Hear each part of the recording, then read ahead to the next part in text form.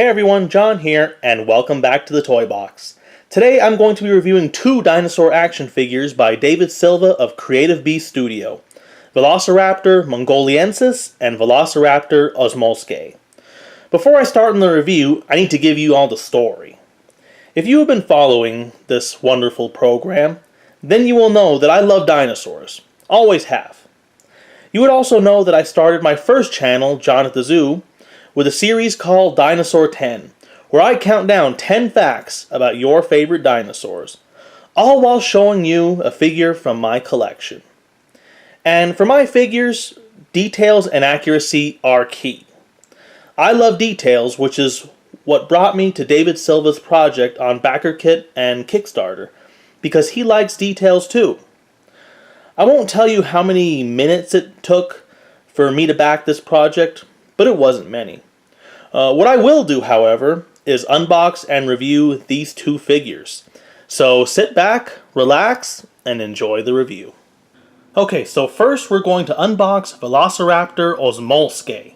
So there are a few things that I want to make note of on the box. So first, on the top we have 1/6 scale dinosaur action figure. So this is a 1/6 scale figure. Next, we have Velociraptor Osmolskae. Extra points because I like the scientific name. Here is the window where you can see the figure that you will get if you just open the box. And on the bottom we have the website creativebeast.com, which I will put a link to in the description below.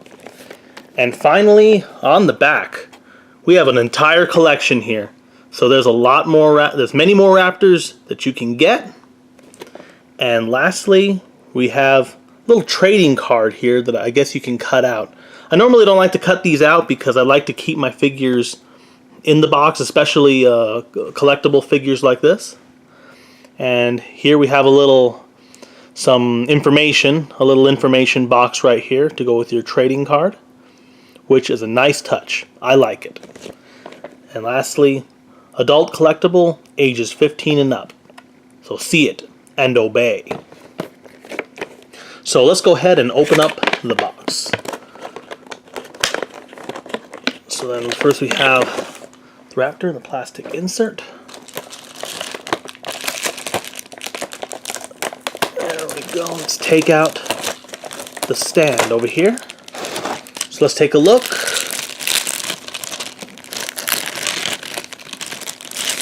So we have a stand.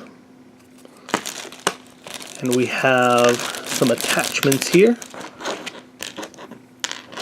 These are going to be a little hard to see, but that's kind of the point. They're going to help the dinosaur stand without being too intrusive. There's the pole. And we have two holders right here for the figure. And then here we have our dino. Let me go ahead and undo. Okay, we undo the tape, and here we go. Here is the figure. This is the figure that we've been waiting for. You get some extra feet right here, and we have the tail here, which comes out this way. There we go. And don't panic, because you can unbend it. It's bendable. Just like this. So there we go. Those are the pieces that we get with the raptor figure. So let's go ahead and let's take a closer look at our Velociraptor action figures. Alright, so now it's time to look at both Velociraptor figures. So right here on the left we have Velociraptor Osmolskae, and on the right we have Velociraptor Mongoliensis. And because of the many points of articulation we have with these figures, you can have endless poses. So I just chose two. On the left, we have Osmolskae modeling the I'm gonna get you pose by strategically attaching the clamp to his leg and then bringing it like this. It's gonna be tough to balance, but you can get him to balance and it looks like he's floating in the air. Now on the right we have Velociraptor Mongoliensis. And I call this pose the "I'm just here" pose, because he's kind of just standing. And we have the bracket, the bigger bracket, right underneath the torso, right there. And these are two of the poses that you can put the raptors in, which is really sweet. I've been experimenting with these poses all day, so this is pretty cool. So let's go ahead and take a 360-degree view of both figures. So I'm going to go ahead and grab them both here. We're going to go ahead and start with Velociraptor Osmolskae. So here is the figure. So both raptor figures are very much the same, since they are the same species. They're same species, different subspecies, but so the model's done very much the same. And here it is from the side. You have the front view. You can look into the eyes, open the mouth. And here's from the other side, and here's the view from above. You can really see the tail right here. And let's take a look now at Mongoliensis. So you can see the differences. This one has a little more blues and blacks than Osmolskae. So there's from the side. Here. From the front. You can open the mouth right there. And again from the top. Take a look at the patterns. So there are a few things that I like to point out about these figures. So first of all, if you've ever gone to a zoo with me and we look at any predatory animals, lions, tigers, bears, any of those, the first thing I do is I always look at the claws. Don't ask me why, I just do it. And this is really no different. So the first thing I like to really point out here are these claws. These claws can be up to 2.5 inches long. Just imagine a claw about the length of your finger, and just imagine that tearing right through you. That's got to be a scary thought. That could rip your guts out. But just imagine a claw that big. That's how big that the Velociraptor's claws are, and I think they look really cool on the figure. And the next thing I like to point out with this figure is feathers. And that's right, the evidence for feathers on certain dinosaurs is just overwhelming at this point. And lately, in the recent years, we have been seeing some toys with more feathers, but I really like the details on these. It's not like they just slapped feathers on a dinosaur and just called it a day. These feathers, it really looks like a lot of thought went into them, especially around the head, around the arms especially. I like the way it looks more like wings over here, and then on the tail, with both Mongoliensis and Osmolskae, they have patterns on the tail, which make it really, it makes it really look like the raptor's own, and not just something thrown on there just for the heck of it. And here we can take a look at Osmolskae's feathers. You have a little more striped pattern on the tail right here, and you can see the stripe pattern here on the wings as well.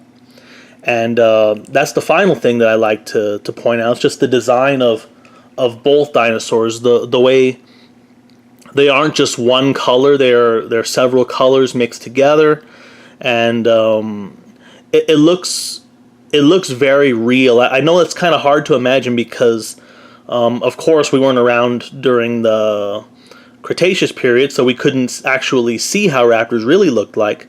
But it really does feel that if we were to see them, they would be just as colorful, and they would look just like this. Now, of course, 20 years from now, maybe even sooner, they might look completely different based on new evidence that scientists find. But for right now, this is as realistic as it gets. And I think it's an awesome design. So the last thing we're waiting for is the points of articulation. They advertise 26. So we're going to go ahead and we're going to take a look at each one. Okay, so the next thing I want to bring up for this figure is the points of articulation. And I think this is important because points of articulation are important to me in an action figure. And when I was a kid, for all my dinosaur figures, for each figure I had between 0 and 6 points of articulation. And if I was really lucky, and I mean really lucky, I could have about 10. Well, this Velociraptor has 26 points of articulation, as it says so on the box. So naturally, we're going to count them all up. So let's go. So we have 1, open the mouth. 2, moving his head. 3, moving the neck. 4, the arm. 5, the elbow. 6, the wrist. All right, 7, shoulder. 8, elbow. 9, wrist. Then 10, chest or torso. 11, thigh. 12, other thigh. 13, calf. 14, first part of the toes. 15, giant claw. 16, other claws. 17, thigh. 18, other thigh. Sorry, I don't know the names of the legs. 19, shin. 20, there is the claw. 21, the big claw. 22, the little claws here. 23, the tail right here. 24, bending the tail up and down. 25, bending the tail like so. And there was one more point of articulation. For the longest time, I was counting 25. And I kept thinking, where in the world is the last point? I just can't find it. But then, all of a sudden I found it. The 26th point of articulation is the tongue. Yep, that's right. You can move the tongue up and down. That's number 26. So those are the 26 points of articulation. And I think that makes an awesome action figure. So this has been Velociraptor Mongoliensis. Well, this has been Velociraptor Mongoliensis and Osmolskae of Creative Beast Studios' Deluxe Raptor Collection. If you're interested, check out creativebeast.com. At the time of filming, Mongoliensis is going for $44.99 and Osmolskae is going for $39.99. It's a great gift for adult collectors. If you want to give them to kids, they're great for kids too, but 15 and over. That's what the package says, because there are small parts that could be a choking hazard. Anyways, I really hope you enjoyed this video. So what do you think of these raptors? Let me know in the comment section below. So these guys are going to star in John at the Zoo on the next episode of Dinosaur 10, where I count down 10 facts about Velociraptor. Look forward to it. The Raptors command you. Thank you so much for watching, and as always, rate, subscribe, and don't stop playing.